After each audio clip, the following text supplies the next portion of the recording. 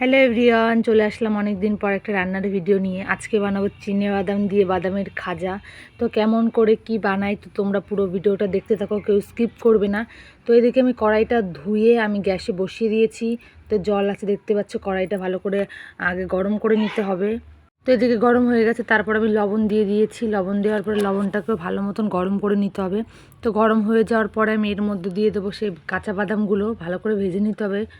তো এদিকে আমার লবণটাও গরম হয়ে গেছে, তো তার মধ্যে দিয়ে দিয়েছি আমি বাদাম। আর বাদাম আমার মধ্যে অল্প কটা ছিল, তো সেই জন্য ভেবেছি আগে অল্প কটা দিয়ে ট্রাই করা যাক, তো তারপর আমি বেশি করে বানাবো।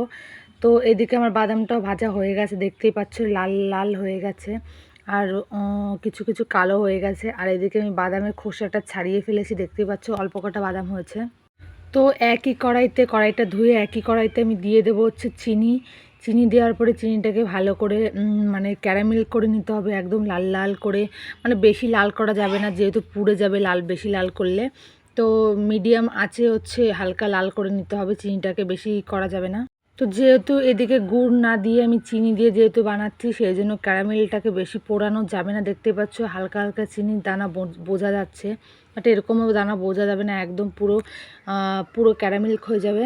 তোমরা দেখলেই বুঝতে পারবে। তো একদম আমার ক্যারামেল হয়ে গেছে। এর মধ্যে দিয়ে দেবো আমি সেই আগের বাদাম কটা, যেগুলো আমি ভেজে রেখেছি। তো বাদাম কটা দিয়ে ভালো করে নাড়াচাড়া করতে হবে। আর গ্যাসটা এদিকে অফ করা যাবে না, আর লো আছে মানে বানাতে হবে। তো তো এদিকে আমি থালাতে নামিয়ে নিয়েছি, যেহেতু একা একা ভিডিও করছি বুঝতেই পারছো। এদিকে থালাতে নামিয়ে নিয়েছি, আর খেতে দুর্দান্ত হয়েছে, সত্যি কথা বলছি। আর বাদাম বেশি থাকলে পরে তোমরা বুঝতে পারতে, আমার বাদাম কম, এই জন্য আমি বলতে পারছি না, ঠিক আছে।